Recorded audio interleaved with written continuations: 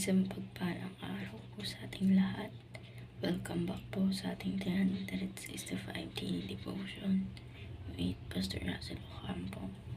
So, ang topic po natin for today, the glory of God for every victory.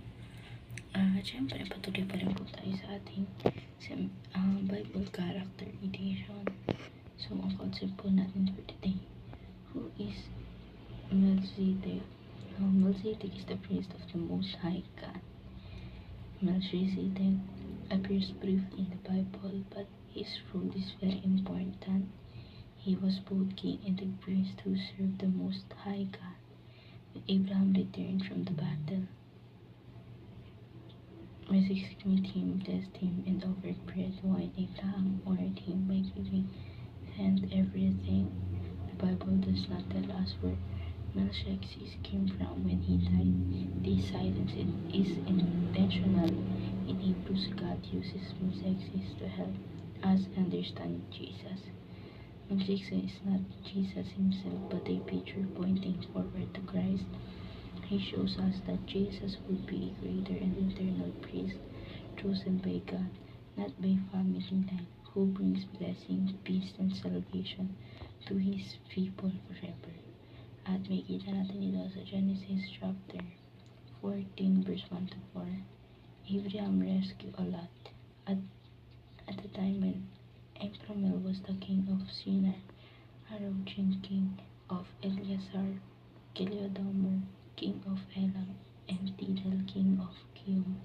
These kings went to the war against Bera king of Sodom, Barisha king of Gomorrah, Sira king of Edom, Sharon king of Zeboim, and the king of Bela, that is Zoar.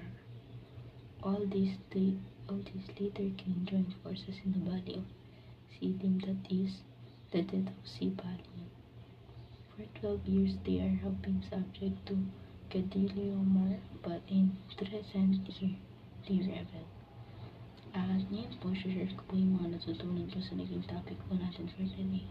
So, magsisimula po tayo sa ating teaching. First teaching, Abraham's victory belongs to God. So, yung pagkawagi ni Abraham bilang isang tao is yung victory nun ay magmumula sa ating Panginoon at sa Panginoon lamang. Sa ating second teaching, Abraham honored God with his wealth. So, si Abraham, in-honor niya si God gamit yung kayamanan niya. Sa ating third teaching naman, Abraham is zealous of God for God's glory. So, si Abraham sinisik niya yung zealous para sa kabutihan ng Panginoon at syempre sa pag-glorify sa Kanya. So, dadako tayo sa ating application. First application, give glory to God alone. So, kay Jesus God lamang tayo magbibigay ng glory. At syempre, hindi na sa ibang tao. Sa ating second application, give glory to the God through faithful giving. So, glorify natin si God sa mga bagay na ibinibigay niya sa atin. Sa ating third application, give glory to God for His all blessings. So, maging thankful tayo kay God kasi binibigyan niya tayo ng blessings.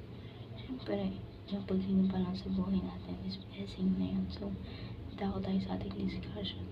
Why should you give all glory to God alone for every success, victory, blessing para sa akin? Kasi kay God lamang dahil si God lamang inabibigay sa atin ng buhay, ng blessings sa lahat ng sa lahat ng meron tayo. And how sa evening prayer natin, who is Melchizedek related to God? To Jesus. Para sa akin siya yung haring ang nagbigay glorify din sa ating Panginoon. So, ayun lang po for today's discussion. Thank you for watching.